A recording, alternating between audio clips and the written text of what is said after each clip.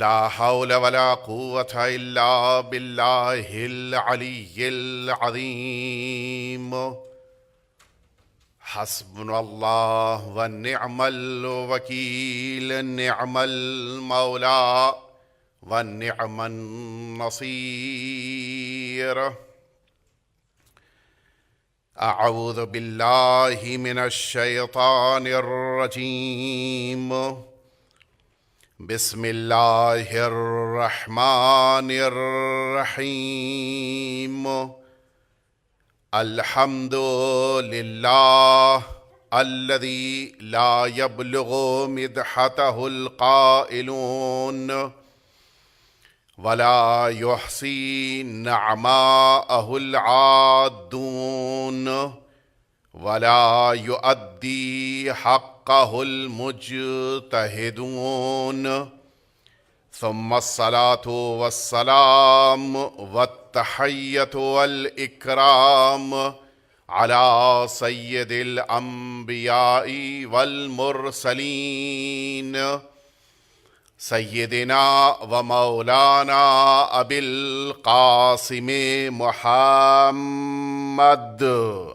اللهم صل على صلى الله عليه وعلى أهل بيته الأطيبين الأنجبين الذين أذهب الله عنهم الرجس وطهرهم تطهيرا. اللهم صل على محمد. لا سيما الإمام المبين بقية الله في الأرضين.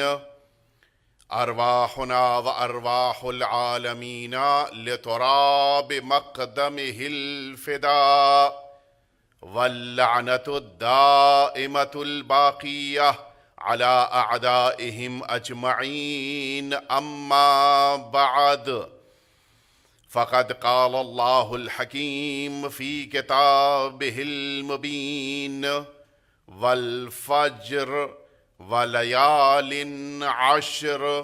ایک دفعہ مل جل کے آپ سبھی حضرات صلوات بھیج دیجئے.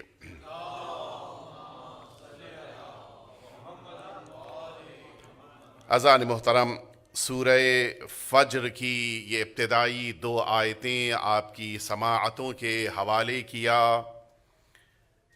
یہ وہ سورہ ہے کہ جس مکمل سورے کو سرکار سید الشہداء سے کچھ ایسی نسبت حاصل ہے کہ اس سورے ہی کو آقا کا سورہ کہا جاتا ہے. عظمت اتنی زیادہ ہے کہ اللہ رب العزت نے اس سورے کی ابتدا قسم کے ذریعے سے کی ہے، اور قسم کے معنی ہی یہ ہوتے ہیں کہ بات اتنی محکم ہے، اتنی بلند ہے کہ کہنے والے کو اسے مزید مضبوط بنانے کے لیے، محکم کرنے کے لیے قسم کھانے کی ضرورت پیش آئی. گفتگو آپ کے سامنے آئے گی کہ اللہ رب العزت نے یہ قسم کیوں کھائی ہے. اگر مہلت ملی تو ضرور عرض کروں گا، لیکن آج جس بات کی طرف مجھے آپ کو لے کر جانا ہے وہ یہ گفتگو ہے کہ یہ قسم جو اللہ نے کھائی وہ 10 راتوں کی قسم کھائی ہے. وَلَيَالٍ عَشْرٍ، اللہ رب العزت نے 10 راتوں کی قسم کھائی. اس کے معنی ہیں کہ تاریخ بشریت میں کچھ ایسی مقدس راتیں گزریں کہ جو مقدس راتیں نگاہ پروردگار میں اتنی محترم بن گئیں کہ اللہ ان کی قسم کھائے. اور اس سے محسوس ہو سکتا ہے کہ ہمیں سرکار سید الشہداء کی ان تاریخوں اور ان غم کے دنوں کا کتنا خیال کرنا چاہیے. آئیے میں لے کے چلوں آپ کو، چونکہ گفتگو ہماری فلسفہ عزاداری سے متعلق چل رہی ہے، اور کل پہلی گفتگو ہم نے آپ کی خدمت میں عرض کیا کہ اللہ رب العزت نے اس کائنات کو پیدا کیا ہے، لہٰذا اللہ کی ربوبیت کا تقاضا یہ ہے، اللہ کی خالقیت کا تقاضا یہ ہے کہ یہ انسان اپنے کو اللہ کا بندہ قرار دیتے ہوئے یہ جذبہ اپنے اندر بیدار کرے کہ اللہ نے اسے اس دنیا میں بھیجا ہے اور تمام امور کو اللہ کے لیے بجا لائے۔ اس میدان کربلا کا سب سے عظیم پیغام یہی پیغام توحید ہے۔ ہمارا کام اللہ کے لیے ہونا چاہیے، ہمارے کاموں کا مقصد ذات پروردگار ہونا چاہیے۔ یہ ہماری کل کی گفتگو کا خلاصہ تھا جو آپ کی خدمت میں آج میں نے اس لیے دہرا دیا تاکہ آج کی گفتگو سے اس کا رشتہ پیدا ہو جائے۔ میں آج کی گفتگو آپ کی خدمت میں عرض کروں، لیکن اس سے پہلے اس سوال کی طرف میں آپ کو لے کر جاؤں گا کہ جس سوال کا جواب ہی خود فلسفہ عزاداری ہے۔ سوال یہ پیدا ہوتا ہے کہ جو اعتراض کیا جاتا ہے وہ اعتراض یہ ہے کہ سرکار سید الشہداء نے یہ جو قربانی میدان کربلا میں دی، یہ قربانی دیکھیے آقا کی ذات اتنی عظیم ہے کہ ذات سرکار سید الشہداء اور ان کے کسی عمل پر کسی انسان کے اندر یہ ہمت نہیں ہے کہ وہ اعتراض کر سکے۔ بڑی عظیم ذات آقا کی ہے، لہٰذا کسی کے اندر یہ جرأت اور ہمت نہیں ہے کہ امام کے خلاف کچھ بول سکے۔ لہٰذا اب کیا کیا جائے؟ عام انسان بولے گا تو امام معصوم کے سامنے بولنا، اچھا امام ہماری نگاہ میں بقیہ کے لیے بہرحال وہ عظیم الشان اہل بیت اطہار کی فرد ہیں اور پنجتن پاک کی آخری نشانی ہیں، یہ ساری امت مانتی ہے۔ لہٰذا سرکار سید الشہداء کے سامنے کوئی انسان تو کچھ بولنے کی ہمت نہیں کر سکتا، لیکن کیا کیا جائے؟ امام حسین کے مقابل میں، امام حسین کے سامنے انسان نہیں بولا، بلکہ اب یہ کوشش کی جا رہی ہے کہ امام حسین کی قربانی کے خلاف ایک آیت شریفہ کو پیش کیا جائے، قرآن کی آیت کو قرار دیا جائے، تاکہ پھر تو یہ مسئلہ نہیں رہ جائے گا کہ آپ کیوں بول رہے ہیں۔ نہیں، میں نہیں بول رہا ہوں، یہ قرآن کہہ رہا ہے۔ توجہ فرمائی۔ تو ذات سرکار سید الشہداء کی پوری قربانی جو میدان کربلا کی ہے، اس قربانی کو سوال کے انداز میں پیش کرتے ہوئے بعض نے اعتراض کیا کہ یہ آقا کی قربانی معاذ اللہ ثم معاذ اللہ، یہ قربانی نہیں ہے، یہ شہادت نہیں ہے، بلکہ قرآن کی نگاہ میں شہادت کے خلاف ہے۔ وہ لفظ میں نہیں یہاں پر استعمال کر رہا ہوں، ابھی جب گفتگو آگے بڑھے گی تو خود بخود وہ لفظ آپ کے ذہنوں تک منتقل ہو جائے گا۔ قرآن مجید کے مطابق آقا کی یہ قربانی شہادت نہیں ہے معاذ اللہ، بلکہ اس کا کچھ اور نام دیا جاتا ہے۔ وہ نام کیا ہے؟ قرآن مجید سورہ توبہ میں اعلان کر رہا ہے، اللہ رب العزت نے کہا کہ وَأَنفِقُوا فِي سَبِيلِ اللَّهِ وَلَا تُلْقُوا بِأَيْدِيكُمْ إِلَى التَّهْلُكَةِ۔ پوری توجہ میں چاہوں گا آپ حضرات کی۔ قرآن مجید کہہ رہا ہے کہ اللہ کی راہ میں مال خرچ کرو، اور ساتھ ہی ساتھ ذمہ داری یہ ہے کہ تم خود کو ہلاکت میں نہ ڈالو، خود کو ہلاک نہ کرو، خود کو مٹاؤ نہیں، خود کو ختم نہ کرو۔ کیوں؟ جس نے زندگی دی ہے وہی زندگی لینے کا اختیار رکھتا ہے۔ نہ خود سے تم آئے ہو نہ خود سے واپس جانے کا تمہیں اختیار اللہ نے دیا ہے۔ تمہیں اللہ نے حیات دی ہے، لہٰذا حیات کا خاتمہ بھی اللہ نے اپنے ہاتھ میں رکھا ہے۔ کسی کو اختیار نہیں ہے کہ وہ خود کو ہلاکت میں ڈالے۔ ہلاکت کیا ہے؟ قرآن مجید نے جس سے روکا ہے، مثال کے طور پر ایک شخص ہے، 4th فلور پہ ہے، اس شخص کو یہ پتا ہے کہ میرا جسم اتنا مضبوط نہیں ہے کہ اگر میں 4th فلور سے زمین کی طرف آ جاؤں تو یہ میرا جسم برداشت نہیں کر پائے گا، میں موت کی آغوش میں سو جاؤں گا۔ اب اجازت نہیں ہے کہ 4تھے مالے سے چھلانگ لگائے، 4th فلور سے زمین کی طرف آئے اور مر جائے، یہ ہلاکت ہے، اسلام نے منع کیا ہے۔ خدا نہ کرے کسی جگہ کے اوپر گولیاں چل رہی ہیں، بم بلاسٹ ہو رہے ہیں، اور ہمیں پتا ہے کہ ہم ان گولیوں کو برداشت نہیں کر پائیں گے، بلٹ پروف جیکٹ میرے پاس نہیں ہے، اگر اس انسان کو اپنے کو بچانے کے لیے کوئی موقع نہیں ہے اور پھر بھی یہ برستی ہوئی گولیوں کے بیچ چلا جائے، یہ ہلاکت ہے۔ توجہ فرمائی، یعنی آپ متوجہ ہو گئے جب انسان کو اپنی موت دکھائی دے رہی ہو تو پھر موت کی طرف بڑھنا یہ ہلاکت ہے۔ اب آپ فرمائیے کیا کہتے ہیں؟ آقا سرکار سید الشہداء میدان کربلا میں تشریف لائے، آپ کو پتا ہے کہ شہید ہونا ہے یا نہیں پتا ہے؟ اگر کہہ دیجئے کہ نہیں جانتے تو سارا عقیدہ امامت ہی آپ کا متزلزل ہو جائے گا۔ کل میں نے درخواست کی تھی اگر آپ حضرات مناسب سمجھے تھوڑا سا آگے آ جائیے، یہ فاصلہ بات کو پہنچانے میں بھی مشکلات پیدا کرتا ہے، شاید آپ حضرات بھی محسوس فرماتے ہیں۔ برحمت والے محمد صلوات۔ اور آگے آپ آگے آ جائیں تاکہ بعد میں بیٹھنے والوں کو بھی آرام ہو جائے۔ تھوڑے آگے آ جائیں، بہت شکریہ۔ ایک دفعہ اور مل جل کے بلند آواز سے صلوات بھیج دیجئے آپ حضرات۔ اللہم صلی علی محمد وآل محمد۔ اگر آپ یہ کہہ دیں کہ امام کو خبر نہیں ہے، معلوم نہیں ہے، تو غلط کہہ رہے ہیں۔ امام کو بخوبی پتا ہے اور ایک ایک قدم پہ جانتے ہیں کہ میں کربلا جا رہا ہوں تو کس لیے جا رہا ہوں۔ مکمل طور پہ آقا کو پتا ہے کہ میں اپنی قربان گاہ کی طرف جا رہا ہوں، اور نگاہ قرآن میں اگر انسان علم کے ساتھ آگے بڑھ رہا ہے، جانتے ہوئے آگے بڑھ رہا ہے کہ اس کو موت آنی ہے، تو پھر یہ اس کے قدم ہلاکت کی طرف لے جا رہے ہیں۔ عام انسان کے لیے بڑے آرام سے آپ کہہ دیں گے کہ اس کا یہ اپنے علم کے ساتھ آگے بڑھنا یہ اس کے لیے ہلاکت ہے، لیکن ہم اور آپ یہ لفظ امام کے لیے نہیں استعمال کر سکتے۔ زیادہ سے زیادہ یہ کہہ سکتے ہیں کہ دشمن کا اعتراض ہے کہ مولا کی یہ قربانی شہادت نہیں ہے۔ اب آپ متوجہ ہو گئے اصل اعتراض کیا ہے۔ اچھا، یہ اعتراض صرف سرکار سید الشہداء کی قربانی پر نہیں ہے، بلکہ بقیہ تمام ائمہ اطہار کی شہادت اور قربانی پر یہ اعتراض ہے۔ جانتے تھے کہ مسجد کوفہ میں آج ابن ملجم کی تلوار میرے سر اقدس پہ لگے گی، اس کے باوجود مسجد تشریف لے گئے۔ نہ صرف یہ کہ گئے بلکہ خود ہی ابن ملجم کو بیدار بھی کیا۔ سرکار امام رضا علیہ السلام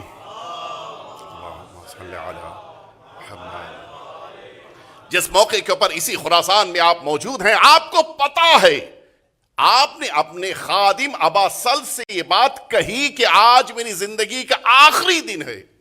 جانتے تھے کہ آج مجھے مامون انگور کے ذریعے زہر دے گا اور اس انگور کو نوش کرنا ہے، اور پھر بھی گئے اور انگور کو نوش کیا۔ علم کے ساتھ گئے نہیں گئے؟ ہمارے دوسرے امام جس موقع کے اوپر سامنے پانی زوجہ نے دیا، پتا ہے کہ اس میں زہر ہے، اس کے باوجود آپ نے پیا۔ اب آپ فرمائیے کیا کہتے ہیں؟ سارے ائمہ تھا، سارے معصومین، سب کو پتا ہے کہ میں اپنے اس عمل کے ذریعے اپنی قربانی کی طرف جا رہا ہوں۔ اب وہ جو میں نے شہادت اور ہلاکت میں فرق بیان کیا، کیا اس کی بنا پر آپ کہہ سکتے ہیں کہ یہ معصومین کی قربانی شہادت ہے؟ بظاہر تو لگتا ہے کہ وہ جو قرآنی اعتراض ہے اس کے مطابق تو پھر اس لفظ شہادت کو معصومین کے لیے استعمال نہیں کیا جا سکتا۔ لیکن آئیے میں آپ کو لے کے چلوں اس جواب کی طرف کہ جو واقعاً سرکار سید الشہداء کی شہادت کو واضح کرتا ہے۔ نہ صرف یہ کہ شہادت، بلکہ آقا کی قربانی صرف شہادت نہیں ہے، شہادت عظمیٰ ہے۔ یہ شاید میں شب عاشور کی مجلس میں یہ بات واضح کروں گا آپ کی خدمت میں کہ یہ شہادت عظمیٰ کیوں کہا جاتا ہے اور کیا وجہ ہے، وہ گفتگو آج کے لیے نہیں ہے، لیکن میں عرض کروں آپ کی خدمت میں کہ آقا مکمل علم کے ساتھ کربلا آئے ہیں۔ ذرا سا بھی شبہ نہیں ہے کہ میں شہید ہو جاؤں گا، ذرا سا بھی ڈاؤٹ نہیں ہے کہ امام یہ سوچیں العیاذ باللہ کہ میں ہو سکتا ہے شہید نہیں ہوں گا، نہیں، مکمل یقین ہے۔ بار بار آپ بیان دے رہے ہیں، جس موقع کے اوپر یہی محمد حنفیہ جو آپ کے بھائی ہیں، آپ سے آ کے کہا کہ اگر جانا ہی چاہتے ہیں مولا، آپ آقا جانا چاہتے ہیں تو آپ عراق نہ جائیے، کہیں اور چلے جائیے۔ اس موقع پہ مولا نے کیا فرمایا تھا؟ ان اللہ اراد ان یرانی قتیلا، خدا کا یہ ارادہ ہے کہ مجھے شہید دیکھے۔ جانتے تھے، اچانک نہیں گئے میدان کربلا، اپنے مکمل علم کے ساتھ گئے ہیں۔ ایک انسان ہے جس نے اچانک گھر کا دروازہ کھولا، گولی چلی، گر کے مر گیا، یہ ہلاکت نہیں ہے، لیکن اگر جانتا تھا اور گولی چلنے والی ہے اور دروازہ کھول کے باہر کھڑا ہو گیا گھر کے اور پھر گولی لگ گئی تو پھر یہ تو ہلاکت کہلائے گی. توجہ فرما رہے ہیں. امام کو مکمل علم ہے اور بار بار راستے میں بھی آپ نے اپنے اصحاب سے فرمایا کہ یہ جو میں جا رہا ہوں یہ نہ سمجھنا کہ وہاں کے اوپر حکومت ملے گی اور پھر اس کے بعد تم سب کو وزارتیں بٹیں گی, تم کو فلاں جگہ کا وزیر, تم کو فلاں جگہ کا وزیر بنا دیا جائے گا, والی بنا دیا جائے گا, حاکم. نہیں, کچھ نہیں, سب قربان گاہ کی طرف جا رہے ہیں. راستے میں یہی سرزمین کوفہ کی طرف قافلہ رواں دواں ہے. راستے میں آپ آرام فرما رہے ہیں, اچانک اٹھ کر بیٹھے. بیٹے نے پوچھا کہ بابا خیریت؟ کہ میں نے ابھی خواب میں دیکھا ہے کہ آواز آ رہی ہے کہ یہ قافلہ آگے آگے جا رہا ہے, ان کی موت پیچھے پیچھے چل رہی ہے. جانتے تھے کہ اپنی شہادت کی طرف جا رہے ہیں. بیٹے نے پوچھا السنا علی الحق؟ بابا کیا ہم حق پر نہیں ہیں؟ فرمایا اگر ہم حق پہ نہیں ہیں تو کون حق پہ ہوگا؟ فرمایا اذن لا نبالی بالموت, پھر علی اکبر کو موت کا خوف نہیں ہے. یہ اس گھرانے کی عجیب انفرادیت ہے. سرکار امیر المؤمنین کا جملہ ہے کہ مجھے موت کا خوف نہیں ہے کہ میں موت پر جا پڑوں یا موت مجھ پہ آن پڑے. یا امیر المؤمنین کا جملہ. جناب علی اکبر نے فرمایا کہ اذن لا نبالی بالموت, مجھ کو موت کا کوئی خوف محسوس نہیں ہو رہا ہے, کوئی ڈر نہیں ہے. سرکار وفا نے فرمایا تھا تخوف قوما یلعب بالموت فی الطفولیہ فکیف کان فی الرجولیہ, کیا اس قوم کو تم موت سے ڈرا رہے ہو؟ سرکار ابوالفضل عباس کا جملہ, کیا اس قوم کو موت سے ڈرا رہے ہو جو بچپن سے موت سے کھیلنے کی عادی ہے؟ تو یہ تو پورا گھرانہ, یہ پورا خاندان ایسا ہے. آپ اسی شام میں دیکھیے جس موقع کے اوپر یزید نے کہا کہ کیا اس بات کا خوف نہیں ہے کہ جس طرح سے بقیہ بھائی تمہارے قتل کر دیے گئے تمہیں بھی قتل کر دیا جائے گا؟ چوتھے امام نے کیا فرمایا تھا؟ کیا تم مجھے موت سے ڈراتے ہو؟ ہم موت سے نہیں ڈرتے. یہ موت سے نہ ڈرنا بتا رہا ہے. یہ گھرانہ بقیہ گھرانوں سے الگ ہے. یہ موت سے نہ ڈرنے والا گھرانہ مختلف ہے. جناب ابھی آپ نے اسی روز قربان آپ نے جناب اسماعیل اور جناب ابراہیم کو یاد کیا ہے. جناب ابراہیم نے اپنے بیٹے سے جس موقع پہ کہا کہ بیٹا میں نے خواب میں دیکھا ہے کہ انی اذبحک, میں تم کو ذبح کر رہا ہوں. بیٹے نے کیا کہا؟ یا ابت افعل ما تؤمر ستجدنی انشاء اللہ من الصابرین. بابا جو آپ کو اللہ نے حکم دیا ہے اس کے مطابق عام عمل کریں. قرآن مجید کہہ رہا ہے آپ اس کے مطابق عمل کریں, مجھے آپ صبر کرنے والوں میں پائیں گے. یہ جملہ کس کا تھا؟ جناب اسماعیل کا تھا. آئیے میں آپ کو تھوڑا سا اور پیچھے تاریخ میں لے کر چلوں. ایک موقع ہے وقت کے ہادی پروردگار نے اپنے وسیع سے یہ جملہ کہا کہ آج کی رات میرے بستر پہ سو جاؤ. کیا کرنا ہے؟ میری جان کو بچانا ہے, میرے بستر پہ سو جانا ہے. تلواریں چمکتی رہیں گی لیکن تمہیں بستر پہ آرام کرنا ہے. امیر المؤمنین نے جب یہ جملہ سنا تو رسالت مآب کے چلے جانے کے بعد سجدہ شکر بجا لائے. نہیں پتا آپ نے فرق محسوس کیا نہیں محسوس کیا؟ جناب اسماعیل نے کہا تھا کہ مجھے صبر کرنے والوں میں پائیں گے. امیر المؤمنین نے سجدہ شکر انجام دیا. صبر کا جملہ تب ہوتا ہے جب آنے والی چیز کو مصیبت سمجھا جائے. شکر تب بجا لایا جاتا ہے جب آنے والی شے کو نعمت سمجھا جائے. یہی فرق ہے جناب اسماعیل اور امیر المؤمنین کا. اسماعیل کی نگاہ میں موت امتحان تھا لہٰذا صبر کر رہے تھے. امیر المؤمنین کی نگاہ میں موت لقائے پروردگار کا ذریعہ ہے لہٰذا شکر بجا لا رہی ہیں. صلوات بھیج دے محمد وآل محمد پہ.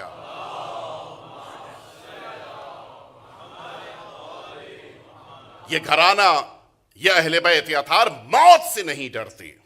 تو اب سرکار سید الشہداء میدان کربلا کی طرف جا رہے ہیں. سارے ائمہ اطہار اپنے مقتل کی طرف جا رہے ہیں, اپنی شہادت گاہ کی طرف جا رہے ہیں, اپنی قربان گاہ کی طرف جا رہے ہیں. کوئی لغزش نہیں قدموں میں.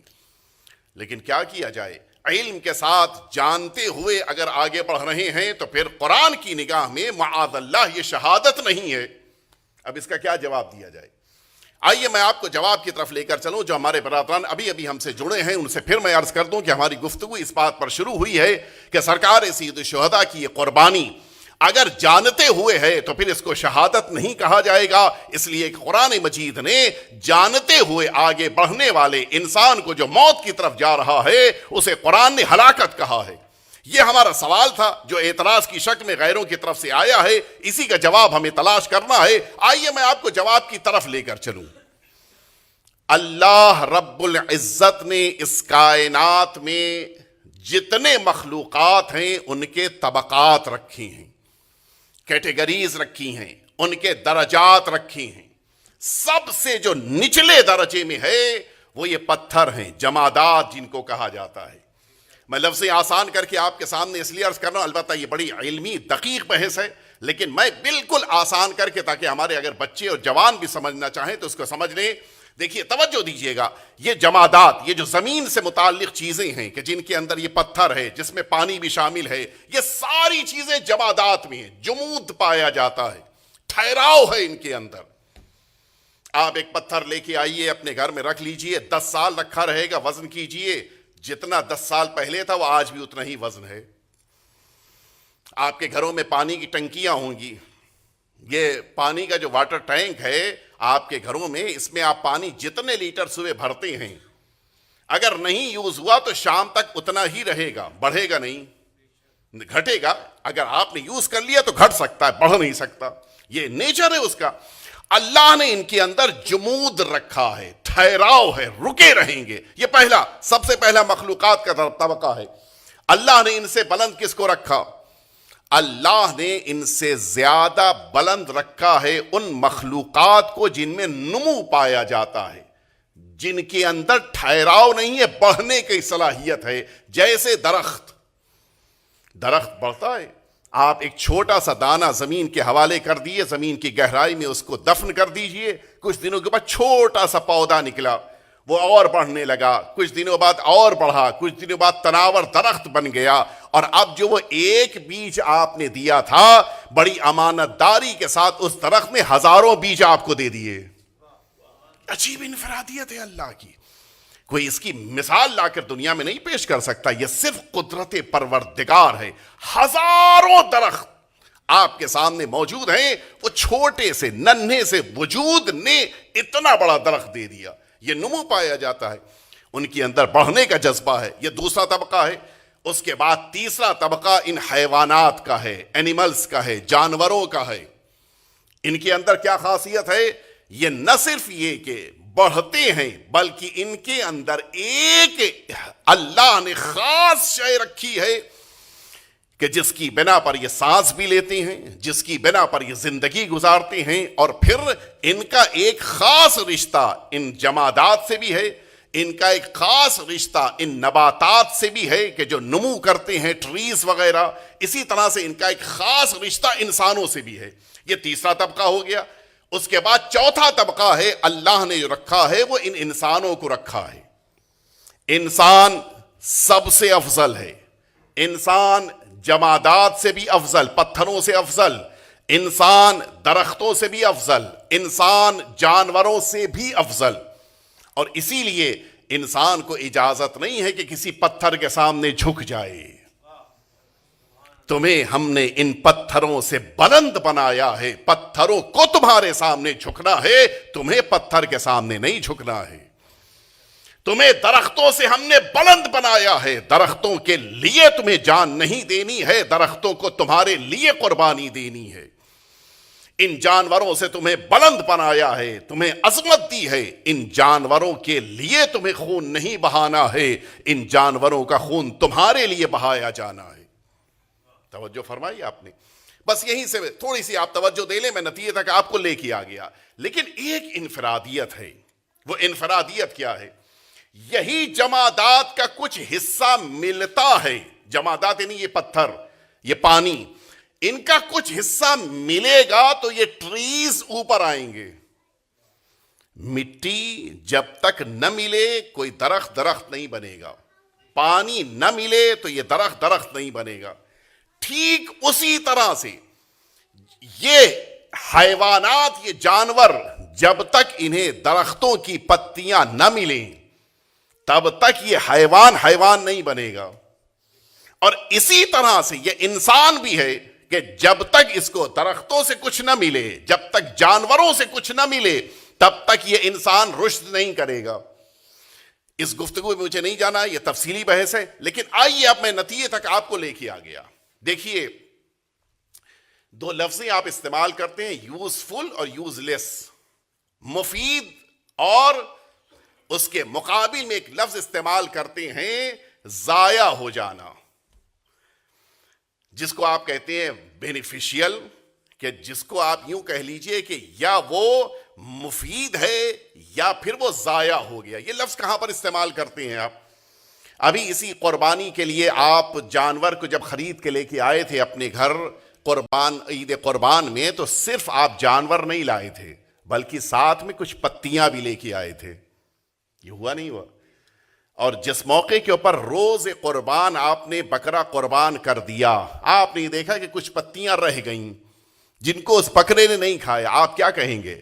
ہے کاش بکرا انہیں بھی کھا لیتا۔ نتیجہ کیا ہوتا؟ نتیجہ یہ ہوتا کہ یہ پتیاں بکرا اگر استعمال کر لیتا تو یوزفل ہو جاتی۔ اب بکرے نے نہیں کھایا، یہ زمین پر گریں گی، سوکھیں گی، زمین کا حصہ بن جائیں گی، یوزلیس ہو جائیں گی۔ توجہ فرمایا؟ اس کے معنی ہے یہ پتیاں، ان کے اوپر کا درجہ کس کا ہے؟ جانور کا، ان کے نیچے کا حصہ ہے زمین کا۔ اگر یہ پتیاں اوپر والے کے کام آ جائیں تو یوزفل ہیں، نیچے جا کر مل جائیں تو یوزلیس ہو جائیں۔ توجہ فرمائی آپ نے؟ ٹھیک یہی صورتحال جانوروں کی بھی ہے۔ آپ جس موقع کے اوپر شکار کرنے کے لیے پہنچے، اس سے پہلے کہ آپ اس کا شکار کرتے، وہ جانور زمین پہ گرا اور مر گیا۔ آپ نے کہا کاش میں اس جانور کو قربان کر دیتا، یہ انسان کے کام آ جاتا۔ نتیجے میں یہی جانور کہ جس کو میں قربان کر دیتا، اپنے سے اوپر والے کے کام آ جاتا، یوزفل ہو جاتا، یہ خود سے گر کے مر گیا، ختم ہو گیا، زمین کا حصہ بن جائے گا، اب نتیجے میں یوزلیس ہو جائے گا۔ یعنی یہ دو لفظیں مل گئی ہمیں، اگر اوپر والے کے کام آ جائے تو یوزفل ہے، اگر نیچے والے طبقے میں چلا جائے تو یوزلیس ہو جائے۔ بس یہیں سے بات سمجھ میں آ گئی، اللہ نے انسان کو سب سے بلند بنایا ہے، سب سے اشرف بنایا ہے، سب سے اعلیٰ بنایا ہے۔ اب کون ہے جو انسان سے بھی افضل ہے؟ کون ہے جو انسان سے بھی اعلیٰ ہے؟ وہ ذات پروردگار ہے، وہ اللہ ہے کہ جو انسانوں سے اعلیٰ ہے، افضل ہے، اشرف ہے۔ اب ذرا انصاف سے بتائیے، اگر یہ انسان اپنی قربانی کسی زمین کے لیے دے رہا ہے تو یہ ہلاکت ہے، اگر یہ انسان اپنی قربانی جانوروں کے لیے دے رہا ہے تو یہ ہلاکت ہے، اگر یہ انسان اپنی قربانی باغ کے لیے، درختوں کے لیے دے رہا ہے تو یہ ہلاکت ہے۔ لیکن اگر یہی قربانی اس انسان نے اللہ کے لیے دیا ہے تو یہ قربانی ہلاکت نہیں ہے، شہادت ہے، اس لیے کہ اپنے سے اعلیٰ کے کام آ گیا، اپنے سے اعلیٰ کی بارگاہ میں اس نے اپنی قربانی کو پیش کیا ہے۔ بس بات واضح ہو گئی، میدان کربلا میں امام حسین کی قربانی کس لیے تھی؟ اگر درختوں کے لیے ہوتی تو شہادت نہ کہلاتی، اگر زمین کے لیے ہوتی تو شہادت نہ کہلاتی، اگر جانوروں کے لیے ہوتی تو شہادت نہ کہلاتی، لیکن حسین کی قربانی اللہ کے لیے ہے، حسین کی قربانی ذات پروردگار کے لیے ہے۔ اب چونکہ اللہ کے لیے ہے لہذا وہ ہلاکت نہیں، شہادت ہے۔ صلوات بھیجتے محمد وآل محمد پہ آپ۔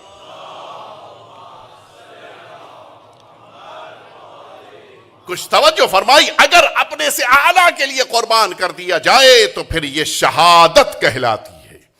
مسئلہ یہ نہیں ہے کہ جانتے ہیں یا نہیں جانتے ہیں، مسئلہ یہ نہیں ہے کہ علم ہے یا نہیں ہے، مسئلہ یہ نہیں ہے کہ نالج بھی ہے یا نہیں ہے، مسئلہ یہ ہے کہ قربانی کس کے لیے دی جا رہی ہے۔ اگر اللہ کے لیے قربانی ہے تو پھر وہ قربانی شہادت کہلاتی ہے، اگر اللہ کے علاوہ کسی اور کے لیے ہے تو پھر یہ شہادت نہیں، ہلاکت کہلاتی ہے۔ حسین کی قربانی، اصحاب امام حسین کی قربانی، میدان کربلا کی ہر قربانی اللہ کے لیے ہے۔ بس یہ بات واضح ہو گئی، جب ذات پروردگار کے لیے قربانی ہوتی ہے تو وہ اتنی عظیم ہوتی ہے کہ اسے اللہ شہادت کا درجہ دیتا ہے۔ بس ایک جملہ اور سن لیجئے تاکہ بات میری مکمل ہو جائے، اور یہیں سے ایک اور بات واضح ہو گئی۔ یہ بھی تو کہا جاتا ہے کہ امام حسین کا غم کب تک مناؤ گے؟ کب تک مناؤ گے؟ ایک ماں، ابھی کل کی گفتگو، ایک ماں اپنے بچے کا غم 10 سال 15 سال بس، اس سے زیادہ تو نہیں مناتی. یہ 14 صدیوں سے امام حسین کا غم کب تک مناؤ گے؟ بھائی ہمیں تو نہیں ڈیٹ پتا ہے، ہمیں تاریخ نہیں پتا ہے کہ ہم کب تک منائیں گے، لیکن یہ طے ہے کہ جب تک زندہ رہیں گے غم حسین کے ساتھ زندگی گزاریں گے. لیکن سوال یہ ہے کہ کب تک غم حسین؟ دیکھیے توجہ دیجئے گا، تھوڑی سی دقیق بات ہے لیکن آپ کے ذہنوں تک پہنچائے دیتا ہوں. ماشاءاللہ سے یہاں کا مجمع بقیہ جگہوں سے، بہرحال بقیہ علاقوں کی بنسبت زیادہ پڑھا لکھا، زیادہ سمجھدار، سوجھ بوجھ مجمع ہے، لہٰذا جملہ کہہ رہا ہوں. یہی پتی کہ جس پتی کو بکرے نے کھا لیا، اب یہ پتی اگرچہ کھا لی گئی لیکن اس بکرے کے جسم کا حصہ بن کر جب تک یہ بکرا زندہ رہے گا گویا وہ پتی زندہ رہے گی. یہی جانور کہ جس جانور کو انسان نے کھا لیا، یہ اگر خود زندہ رہتا 6 سال زندہ رہتا، ایک انسان نے کھا لیا، اس کے بدن کا حصہ بن گیا، اب وہی جانور اس انسان کے بدن کا حصہ بن کر جو خود زندگی گزارتا تو 6 سال زندہ رہتا. اس نے ایک انسان کے لیے اپنی قربانی دی، نتیجہ یہ ہوا کہ انسان 60 سال زندہ رہا، وہ جانور 60 سال تک وہ زندگی گزار رہا ہے اس انسان کے وجود کا حصہ بن کر. اس کے معنی ہے جو جس کے لیے قربانی دیتا ہے اس کی زندگی اس قربانی دینے والے کو مل جاتی ہے. امام حسین کی قربانی کس کے لیے تھی؟ اگر درختوں کے لیے ہوتی تو جب تک درخت رہتے ذکر حسین رہتا، اگر امام حسین کی قربانی زمین کے لیے ہوتی تو جب تک زمین رہتی ذکر حسین رہتا. لیکن امام حسین کی قربانی نہ درختوں کے لیے ہے، نہ جانوروں کے لیے ہے، نہ کسی زمین کے لیے ہے، بلکہ امام حسین کی قربانی تو اللہ کے لیے ہے. اب یہ بتاؤ اللہ کی ذات کب تک رہنے والی ہے؟ جب ذات پروردگار کو معین کر لیا جائے گا تب یہ کہا جائے گا کہ ذکر حسین بھی تب تک باقی رہے گا. بس مجھے جملہ کہنے دیجئے، نہ ذات پروردگار مٹنے والی ہے نہ ذکر حسین مٹنے والا ہے. برحمت والے محمد صلوات. مومنین سے گزارش تھوڑے تھوڑے اور آگے تشریف لے آئیں کیونکہ مومنین کے آنے کا سلسلہ جاری ہے. تھوڑے تھوڑے اور آگے تشریف لے آئیں. بہت شکریہ. بر محمد والے محمد صلوات.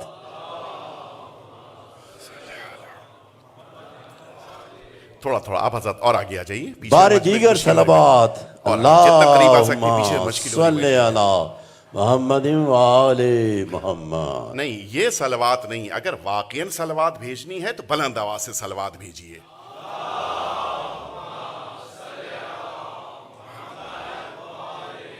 تو اب یہ بات طے ہو گئی کہ سرکار سید الشہداء کی قربانی حتیٰ سارے ائمہ کی قربانی اللہ کے لیے ہے. چونکہ قربانی اللہ کے لیے ہے لہٰذا یہ سب زندہ ہیں، سب باقی ہیں. وَلَا تَحْسَبَنَّ الَّذِينَ قُتِلُوا فِي سَبِيلِ اللَّهِ أَمْوَاتًا بَلْ أَحْيَاءٌ عِنْدَ رَبِّهِمْ يُرْزَقُونَ. قرآن مجید کہہ رہا ہے ہرگز گمان نہ کرنا ان شخصیتوں کے لیے جو اللہ کے لیے اللہ کی راہ میں قربان ہو گئے کہ وہ مردہ ہیں. بل احیاء، وہ سب زندہ ہیں. عند ربہم یرزقون، اللہ کے نزدیک رزق پا رہے ہیں. ایک آیت اسی بات کو قرآن نے 2 بار کہا ہے. وَلَا تَقُولُوا لِمَنْ يُقْتَلْ فِي سَبِيلِ اللَّهِ أَمْوَاتٌ، ہرگز نہ کہنا اللہ کی راہ میں قتل ہو جانے والوں کو مردہ، بل احیاء، وہ سب زندہ ہیں. وَلَكِنْ لَا تَشْعُرُونَ، لیکن تم نہیں جانتے کہ وہ کیسے زندہ ہیں. توجہ فرمائی. انسان یا سوچتا ہے یا کہتا ہے. ایک آیت نے کہہ دیا کہ سوچنا نہیں، دوسری آیت نے کہہ دیا کہنا نہیں. اللہ نے دونوں پر پہرا لگا دیا کہ جو اللہ کی راہ میں قربان ہوئے ہیں انہیں ہرگز نہ مردہ سمجھنا نہ مردہ کہنا، بلکہ وہ سب زندہ ہیں. اور یہی ایک بنیادی فرق ہے. اللہ کی راہ میں قربان ہو جانے والا شہید ہوتا ہے، لیکن امام حسین کو اللہ نے سید الشہداء کہا ہے. صلوات بھیج دے محمد وآل محمد پہ.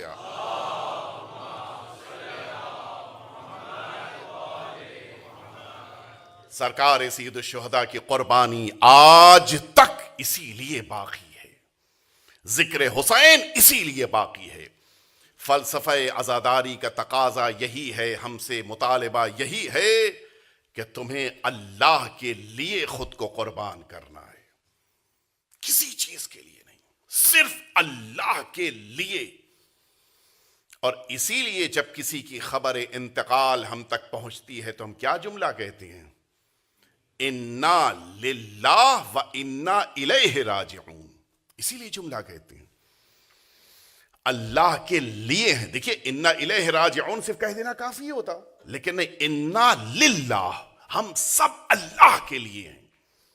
یہ بڑی اہم ذمہ داری ہے, ہمارے ذہنوں میں تصور ہونا چاہیے. سب سے پہلا درس جو کل ہماری گفتگو میں آیا کہ ہمیں اللہ کی ذات کو یاد رکھنا چاہیے, ہمارا ہر عمل اللہ کے لیے ہونا چاہیے.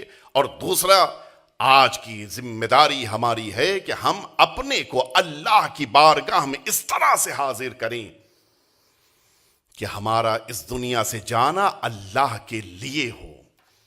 اور یہی کمال ہے اہل بیت اطہار کی محبت کا. دنیا سے جانے والا مر جاتا ہے, محبت اہل بیت کے ساتھ جانے والا شہید ہوتا ہے. محبت اہل بیت مرنے نہیں دیتی, زندہ رکھتی ہے.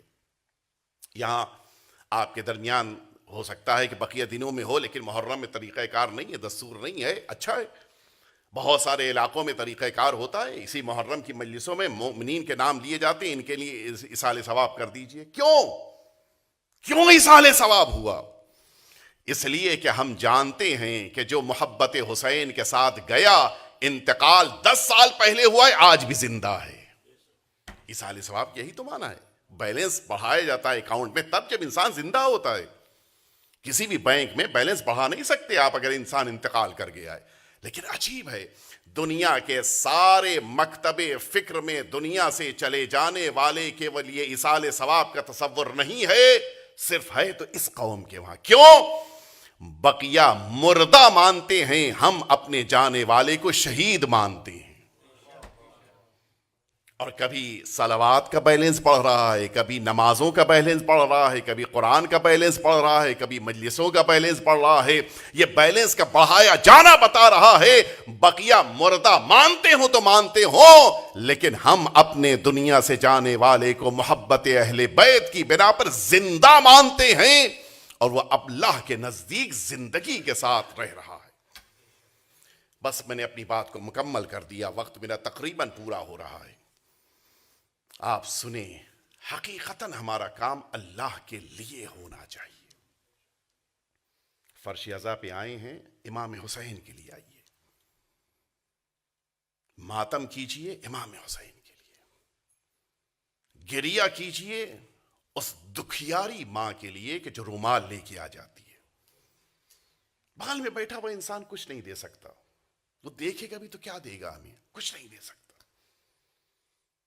دیں گی تو سیدہ دیں گی, عطا کریں گے تو امام حسین اجر دیں گے.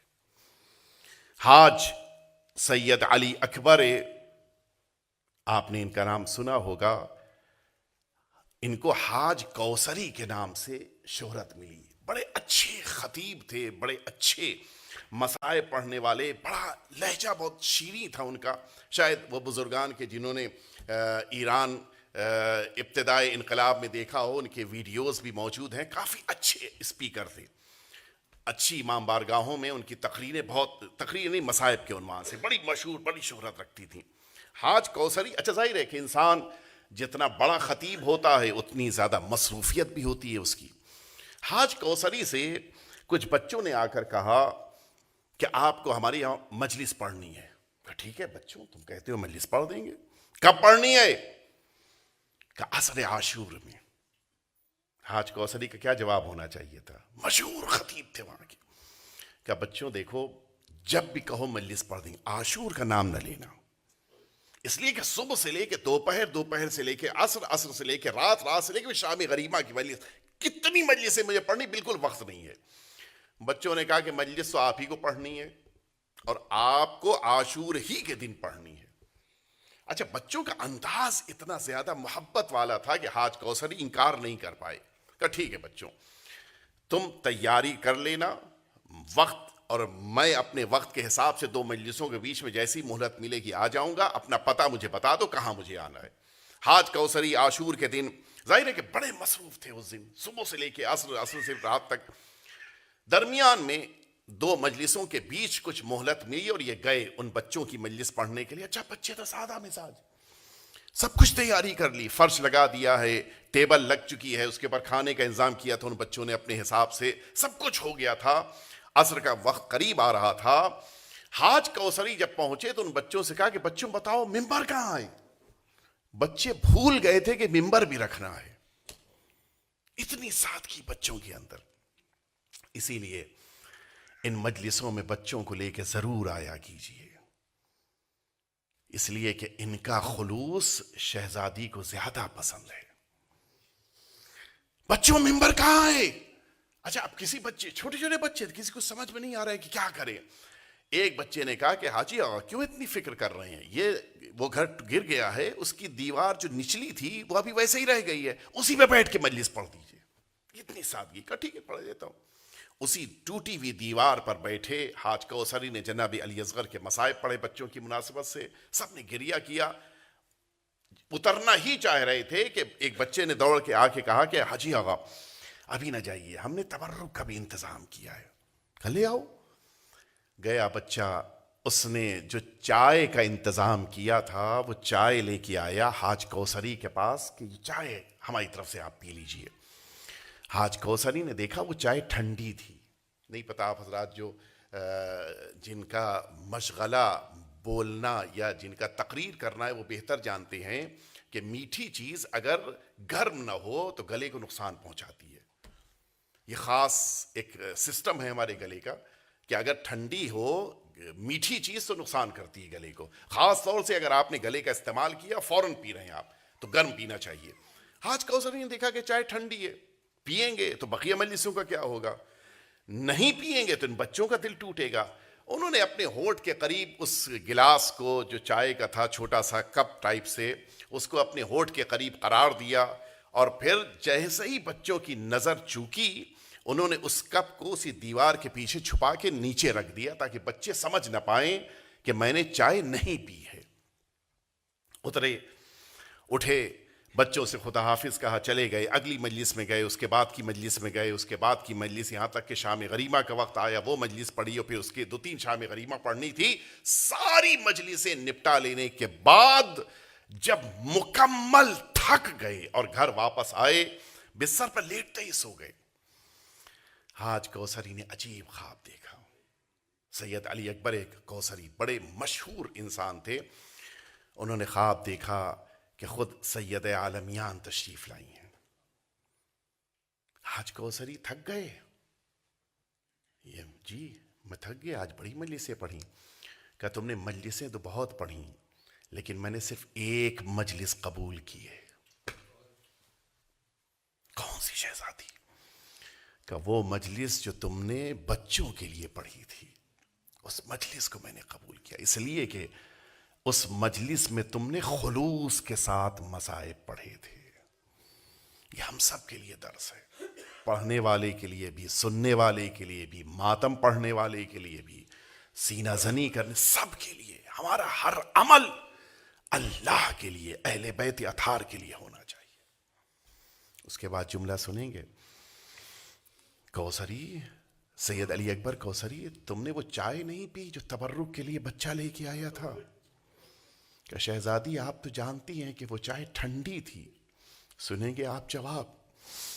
فرماتی ہیں کہ اے علی اکبر تم نے وہ چائے نہیں پی جبکہ وہ چائے میں نے خود اپنے ہاتھوں سے تیار کی تھی.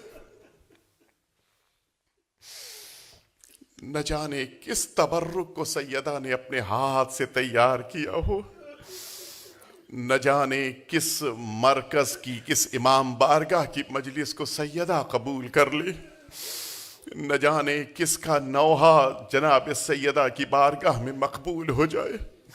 سب کو عزت دیجیے. کوئی ایک چھوٹا سا سورہ بھی پڑھ رہا ہے امام حسین کے لیے، شاید ممکن ہے کہ سیدہ اس سورے کو قبول کر لے. میں نے اپنی بات کو مکمل کر لیا. ہاں سیدہ آتی ہیں، مجلسوں میں آتی ہیں، سیدہ کی نظر ہوتی ہے کون ہے جو میرے حسین کا ماتم کر رہا ہے، کون ہے جو میرے حسین پہ گریہ کر رہا ہے، کون ہے جو میرے علی اکبر کا ماتم کر رہا ہے، کون ہے جو میرے علی اصغر پہ آنسو بہا رہا ہے، کون ہے جو سیدانیوں کے پردے کا ماتم کر رہا ہے۔ ہاں سیدہ ہم آپ کے لیے آ کر بیٹھے ہیں، اس دکھیاری ماں کو پرسا دینے کے لیے آئے ہیں کہ جو رومال لے کے آ جاتی ہے۔ اے میرے حسین کے چاہنے والوں، تمہارے آنسوؤں کو زہرا ضائع نہیں جانے دے گی، میرے رومال میں ان آنسوؤں کو جگہ مل جائے گی۔ عزاداروں کل کی گفتگو آپ کے ذہن میں ہے، امام حسین نے مدینہ چھوڑ دیا، وہ مدینہ کہ جس مدینے کی رونق حسین تھے، اس مدینے سے حسین نکل چکے ہیں، اور اب یہ امام حسین کا قافلہ سرزمین کوفہ تک آ چکا، سرزمین مکہ تک آ چکا ہے۔ امام حسین 3 شعبان المعظم سے لے کر 8 ذی الحجہ تک اسی سرزمین کوفہ میں موجود ہیں، مسلسل ملاقاتیں کر رہے ہیں۔ لیکن جب حسین نے یہ دیکھا کہ ان حاجیوں کے لباس میں لوگ ہیں جو تلواریں لے کے آئے ہیں تاکہ خانہ کعبہ کے اندر آبروء کعبہ کو شہید کر دیا جائے، حسین کو آبروء کعبہ بچانی ہے، حسین کو اس کعبے کی عظمت کو بچانا ہے، لہٰذا حسین اب اس مکے سے نکل رہے ہیں۔ لیکن ایک جملہ عجیب ملتا ہے، امام حسین جب مکے سے نکل رہے تھے مڑ مڑ کے کعبے کو دیکھ رہے تھے، اے اللہ کے گھر میں جا تو رہا ہوں لیکن میں تجھے چھوڑ کے نہیں جا رہا ہوں، حسین تیری آبرو کو بچانے کے لیے جا رہا ہے۔ عزاداروں سنو گے، شاید امام حسین نے کعبے سے کچھ وعدہ کیا ہوگا، شاید امام حسین نے کعبے سے کچھ کہا ہوگا، شاید امام حسین یہ کہہ رہے ہوں گے، اے اللہ کے گھر حسین جا تو رہا ہے لیکن ارکان حج کو چھوڑ کے نہیں جا رہا ہے، وہ سارے اعمال جو مجھے انجام دینے تھے وہ اب حسین کربلا میں بچا لائے گا۔ ہاں حاجی کی ذمہ داری ہوتی ہے کہ اللہ کے گھر کا طواف کرے، خانہ کعبہ کا طواف تو حسین نے نہ کیا لیکن میدان کربلا میں خیموں کا تلایا پھر کے حسین نے وہ طواف مکمل کر لیا۔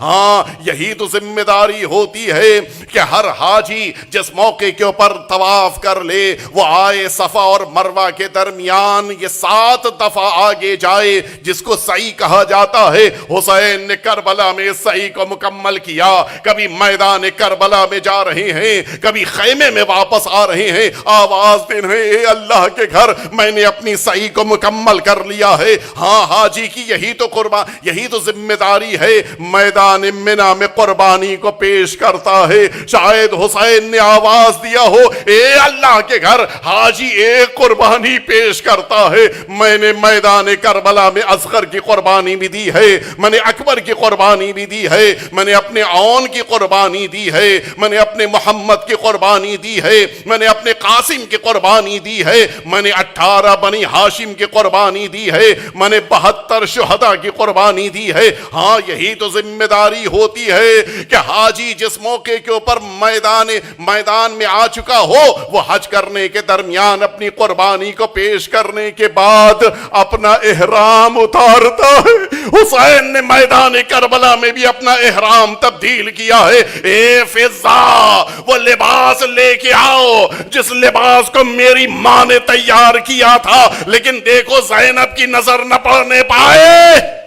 امام حسین نے اپنا لباس بھی تبدیل کر لیا، لیکن آخری جملہ اس سلسلے کا یہ بھی سن لیجئے، یہ ذمہ داری حاجی کی ہوتی ہے کہ وہ اپنا لباس تبدیل کرے، لیکن ہائے مظلومیت حسین، میدان کربلا میں شہادت حسین کے بعد کوئی سر سے امامہ لے کے چلا گیا، کوئی دوش سے ابا اتار لے گیا، کوئی حسین کی نالین مبارک لے کے چلا گیا۔ ہاں آپ نے سن لیا، ایک اور مصیبت ہے جو میدان کربلا کے مصائب میں شامل ہے، وہ بھی سنتے جائیے۔ جس موقع کے اوپر جناب مختار نے ایک شقی کو گرفتار کیا، کہتا ہے اس سے پوچھا گیا بتا تو نے کیا ظلم کیا تھا میرے آقا حسین پہ؟ سنو گے عزادارو، وہ کہتا ہے کہ میں تب حسین کے سرہانے پہنچا شہادت کے بعد، میں چاہتا تھا کہ کچھ حسین کے جسم سے قیمتی شے لے کے چلا جاؤں، میں نے دیکھا کہ سر سے امامہ جا چکا ہے، میں نے دیکھا کہ دوش کی ابا اتاری جا چکی ہے، میں نے دیکھا کہ نالین مبارک کو بھی لے جا چکے ہیں، میں کیا لے جاتا؟ میں نے اچانک دیکھا زہرا کے لاڈلے کی انگلی میں ایک انگوٹھی ہے۔ کہتا ہے کہ میں آگے بڑھا، میں چاہتا تھا کہ وہ انگوٹھی اتار لوں، لیکن حسین کی مٹھی بند تھی، لہٰذا میں انگوٹھی نہ اتار پایا۔ میں واپس پلٹ گیا کہ میں انگوٹھی نہیں لوں گا، لیکن پھر خیال آیا اگر میں نہ لوں گا کوئی اور اتار لے جائے گا۔ کہتا ہے کہ بس یہ سوچ کے میں واپس پلٹا، میں نے میدان کربلا سے ایک خنجر اٹھایا اور اب جو حسین کے سرہانے پہنچا میں نے خنجر حسین کی انگلی پہ رکھا۔ یہی وہ لمحہ تھا ایک ماں کی آواز آنی شروع ہو گئی، اے شقی کیا کرتا ہے؟ میں نے چکیاں پیس کے اپنے حسین کو